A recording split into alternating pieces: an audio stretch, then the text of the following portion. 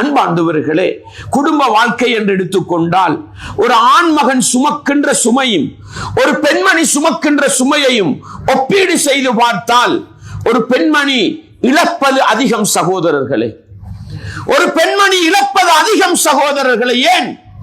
இஸ்லாமிய முறைப்படி நான் சொல்றேன். உங்களோட நாட்டு திருமணத்துல நீங்க என்ன பண்றீங்க? திருமணம் முடிச்சுட்டு நீங்க பெண் வீட்டுக்கு போறீங்கன்னா நீங்க செய்ற அநியாயம். பெண் வீட்டாருக்கிட்ட சொத்து பறிக்கிறீங்கண்டா, சீதனம் பறிக்கிறீங்கண்டா, வீடு வாசல் கேட்கிறீங்கண்டா, காணி பூமி கேட்கிறீங்கண்டா, நீங்கள் பெண்களுக்கு செய்கிற துரோகம் அது வேற. இஸ்லாம் என்ன தெரியுமா சொல்லும்? அர்ரிஜாலு கவ்வாமூன அலன் நிசா, ஆண்கள் என்பவர்கள் பெண்களை நிர்வகிப்பவர்கள். ஆண்கள் என்பவர்கள் பெண்களை நிர்வகிப்பவர்கள். எதனால? பெண் சமூகத்துக்கு அநியாயம் செய்யறதுனாலயா? உலகம் பேசுகிறது இஸ்லாத்திலே பெண் அடிமைப்படுத்தப்படுகிறாள் என்று பேசுகிறது. இல்லை சகோதர சகோதரிகளே, இல்லை. பெண்களை வாழ வைத்த மார்க்கம் இஸ்லாம். பெண்களை வாழ வைத்த மார்க்கம் இஸ்லாம். இஸ்லாம் சொன்னது என்ன தெரியுமா? ஆண்கள் தான் பெண்களை நிர்வகிக்க வேண்டும். ஒரு பிள்ளை சிறிய பிள்ளையாக இருந்தால் வாப்பா பொறுப்பிலே இருக்க வேண்டும், நானா தம்பிமார் பொறுப்பிலே இருக்க வேண்டும். வாப்பா நானா தம்பிமார் இல்லை என்றால் சாச்சா பெரியப்பா, சித்தப்பா, பெரியப்பா அந்த பிள்ளையை பராமரிக்க வேண்டும். எந்த ஒரு கட்டத்திலும் ஆண் பராமரிப்பில் இருந்து ஒரு பெண் விலகி போகக்கூடாது. ஏன் தெரியுமா? அல்லாஹ் சொல்கிறான், பிமா ஃபத்தலல்லாஹு பஅதஹும் அலா பஅத், சிலரை விட அல்லாஹ் சிலரை சிறப்பித்து வைத்திருக்கிறான். உலக நியதி சகோதரர்களே. நான் உங்களுக்கு முன்னால் பேசுகிறேன், நான் என்னத்தை பேசினாலும் நீங்க கேட்டுக்கிட்டு தான் இருக்கணும். அப்படிதானே? நீங்க எல்லாம் எழும்பி உங்களோட பேச்சங்களுக்கு கேட்கலாது நாங்க போவோம்டா சரி வருமா? சரி வராது. உங்களோட பொஸ், உங்களோட மேனேஜரு, உங்களோட கம்பெனிக்காரரு என்ன சொல்றாரோ அந்த ரூல்ஸ் நீங்க கேட்டு தான் நடக்கணும். இந்த பாருங்க, எங்களுக்கு இப்படி எல்லாம் செய்யலன்னா நாளைக்கு நாட்டுக்கு போடுவான். நாட்டு ஜனாதிபதி சொன்னா நாங்க கேட்கத்தான் வேணும். உலகத்தில் இந்த உலகம் ஓடுவதற்கு அல்லாஹ் அப்படி ஒன்று எல்லா இடத்துல வச்சிருக்கிறான். டிரைவர் அவர் நினைச்ச மாதிரி தான் ஓட்டுவாரு, நம்ம சொல்ற மாதிரி ஓட்ட இறங்கி வெளியே போண்டுவாரு. அப்படித்தானே? உலகத்துல ஆண் சமூகத்துக்கிட்ட அல்லாஹ் சில சிறப்புகளை கொடுத்து பெண் சமூகத்தை நிர்வகிங்கன்றான். அதை விளங்கப்படுத்தினா அது இன்னொரு பயானா போயிரும். சுருக்கமா ஒன்றை சொல்றேங்க, ஆண்களை ஏன் பெண்களை நிர்வகிக்க வைத்தது? ஆண்களுக்கிட்ட ஒரு சிறப்பு இருக்கு. என்ன? இந்த ஆணுடைய உடம்பு இருக்குதே, இதுக்கு எந்த பொறுமதியும் கிடையாது. ஏதாவது பொறுமதி இருக்கா? உடம்புக்கு பொறுமதி கிடையாது. என்னையும் உங்களையும் 10 பேர் சேர்ந்து இடையில வழிமறைச்சு பறிகொள்ள பண்ண பாக்குறாங்க. என்ன பண்ணுவாங்க? கையில கால தங்கம் வெள்ளி இருந்தா பறிப்பாடுங்க, சாக்குளுக்கு பணம் இருந்தா பறிப்பாங்க, ஏதாவது சொத்து செல்வம் இருந்தா சுரண்டி கொண்டு கூடினா கொலை செஞ்சு ரோட்டோரத்தில் வீசிட்டு போயிடுவானுங்க. அவ்வளவுதானே? ஆனால் ஒரு பெண்ணை ஒருவன் திருடி விட்டால், ஒரு பெண்ணை கடத்தி சென்றால், தங்கத்தை தேடுவதற்கு முன்னால், பணத்தை தேடுவதற்கு முன்னால், அவளை கொலை செய்வதற்கு முன்னால் அவளுடைய உடம்புல ஒரு பெருமதியான சொத்து இருக்குது. என்ன சொத்து அது? கற்பு. அதுக்கு பொறுமதி சொல்ல இயலாது. அதுக்கு தான் இஸ்லாம் சொல்லுது நீ மகர் கொடுத்து முடியுண்டு. விளங்குதா உங்களுக்கு? அந்த உடம்பில் இருக்கிற பெருமதியான சொத்தை அந்நியவர்கள் திருடிவிடக் கூடாது, கொள்ளையர்கள் கொள்ளையடித்து விடக் கூடாது. எனவே ஆண் சமூகமே நீங்க பொறுப்பா நின்று பாதுகாருங்கன்னு இஸ்லாம். இது உலகத்துக்கு தெரியல, பெண் சமூகத்துக்கும் தெரியல. அதனால ஜொப்பு ஜொப்புன்னு ரோட் நடுவ திரிஞ்சு கற்பை இழந்து கொண்டே இருக்கிறார்கள். இல்லையா? ஆண்ட உடம்பு இருக்குதே, முழு உடம்பையும் திறந்து கொண்டு போனாலும் கவர்ச்சி கிடையாது. அப்படித்தானே? ஆம்பளையோட உடம்பை பார்த்தா கண்ணை பொத்திக்கிட்டு போயிடுவோம். ஆனா ஒரு பெண்மணியோட உடம்பை பார்த்தா உடம்பே கவர்ச்சியா இருக்கும், உடம்பே அழகா இருக்கும். இஸ்லாம் சொல்லுது மூடிக்கொண்டு போன்றது. ஏன்? பார்க்க கூடாதவன் பார்த்து விட்டால் அதை பறிக்க தயாராகி விடுவான். இப்படி ஆண்களுக்கு பொறுப்பை கொடுத்து பெண்களை கீழே இருக்க சொன்னதுக்கு இஸ்லாம் பல காரணம் சொல்லுது. அல்லாஹ் பொதுவா சொல்றான், பிமா ஃபத்தலல்லாஹு பஅதஹும் அலா பஅத், சிலரை விட அல்லாஹ் சிலரை சிறப்பித்து விட்டார். எனவே உலகம் ஓட வேண்டுமா?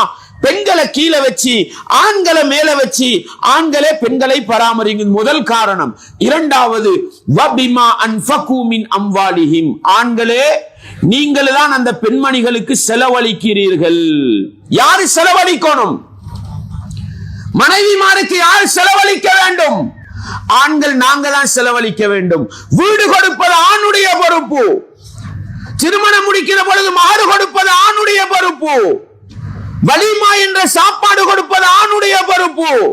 திருமணம் முடித்த பிறகு அந்த பெண்ணுக்கு ஆடை செலவு, உணவு செலவு கொடுப்பது ஆணுடைய பொறுப்பு.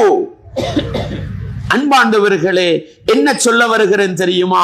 கூட்டு குடும்பமாக வாழுகிற நேரம் உங்களோட அக்கா தங்கச்சி மாறால, உங்களோட நானா தம்பி மாறால, உங்களோட உம்மா அப்பா வாழ உங்களோட மனைவிக்கு பிரச்சனை வந்தா தனி குடும்பமா போய் சந்தோஷமா வாழலாமா? வாழுங்கள் சகோதரர்களே.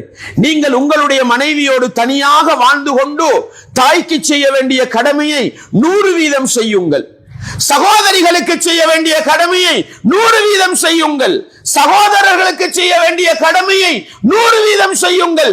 மனைவிக்காக குடும்பத்தை எதிர்க்கவும் வேண்டாம். குடும்ப உறவுகளுக்காக மனைவியை நோவினை செய்து அல்லாஹ்விடத்தில் குற்றவாளியாகவும் வேண்டாம் என்கிற பாடத்தை என்னுடைய இளைஞர் சமூகத்துக்கு, திருமணம் முடித்து வாழுகின்ற கணவன் சமூகத்துக்கு அல்லாஹ்வுடைய மார்க்கத்தை முன்னிறுத்தி சொல்லிக் கொள்கிறேன் சகோதரர்களே. எனவே ஆண் சமூகம் நாங்கள் கணவன்மார்கள் மனைவிக்கு செய்ய வேண்டிய கடமையை சரியாக விளங்க வேண்டும்.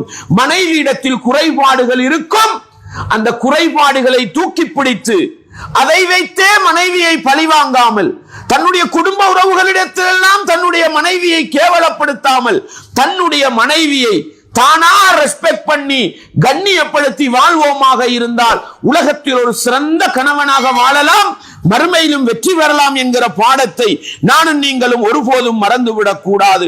அன்பார்ந்தவர்களே, இஸ்லாமிய உறவுகளே, பாருங்கள், கணவன் மனைவியாக வாழுகிற நேரத்தில் எப்பொழுதுமே ஒரு கணவன் தன்னுடைய மனைவியின் உள்ளத்தில் சந்தோஷத்தை போடுவதில் கவனம் செலுத்த வேண்டும்.